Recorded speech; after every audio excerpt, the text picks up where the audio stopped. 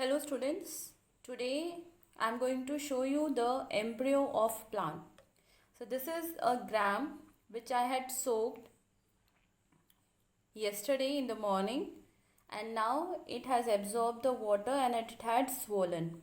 Okay, here you can see this small hole. This is called as the hilum. Okay, and through this hole it is connected to the fruit. Now I'll remove this layer. This upper layer is called as the seed coat. Just have a look. Slowly and slowly I'm removing this. See here, this layer. This is the testa. It is a protective covering and it is called as the seed coat. It covers the complete seed. I'm removing this carefully.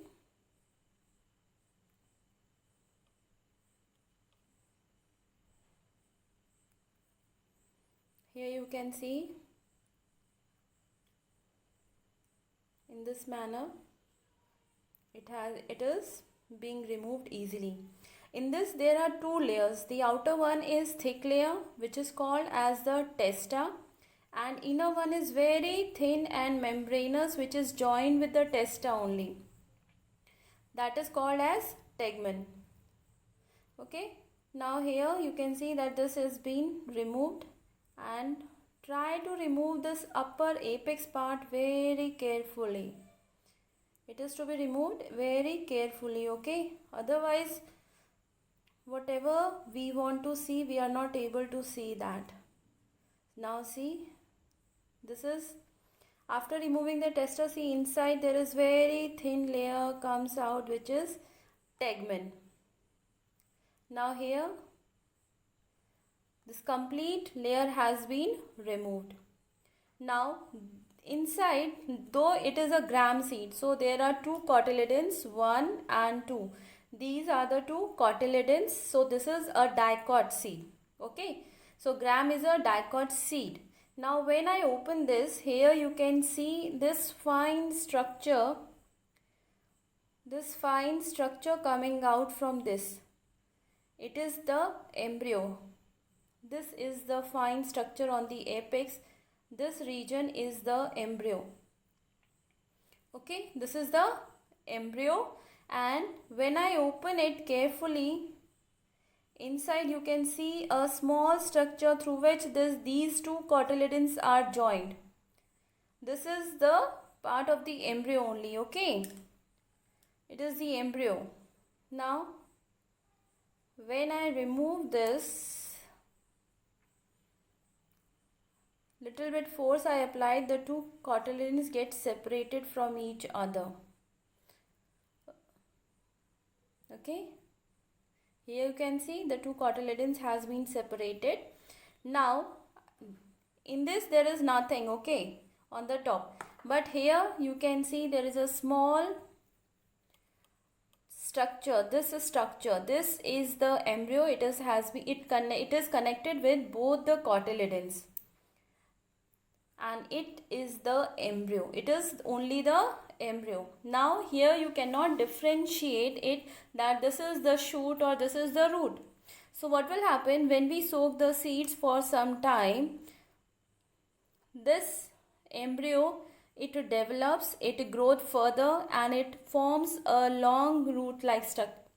That means it first of all it gets differentiated into two regions, plumule and radicle. First of all, the growth of radicle occurs.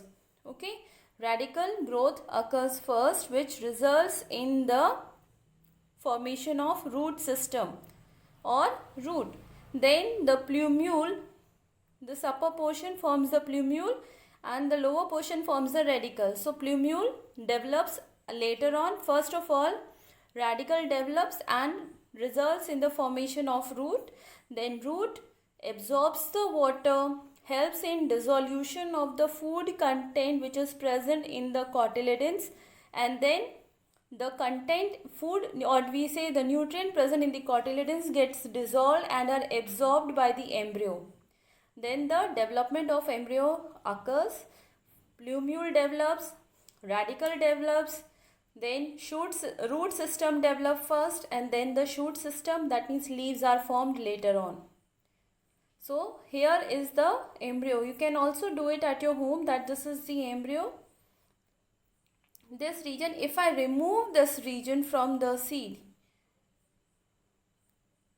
here you can see this structure is the embryo.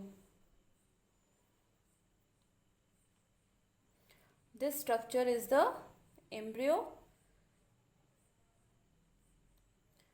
which was attached to both the cotyledons. Okay, so here we have seen the structure, internal structure of seed, which contains the seed coat. Seed coat consists of two layers, outer testa and inner tegmen. Testa is thick, hard covering, tegmen is very fine, thin, membranous. Then comes the two cotyledons. Then inside the cotyledons, when we remove the seed coat, when we open the cotyledons, we find this embryo attached to both the cotyledons. Embryo gets differentiated into radicle and plumule. Radicle develop into root system and plumule develop into shoot system. And the cotyledons are meant for providing nutrients to the developing embryo, so that the embryo get the food and it develops properly into the complete plant.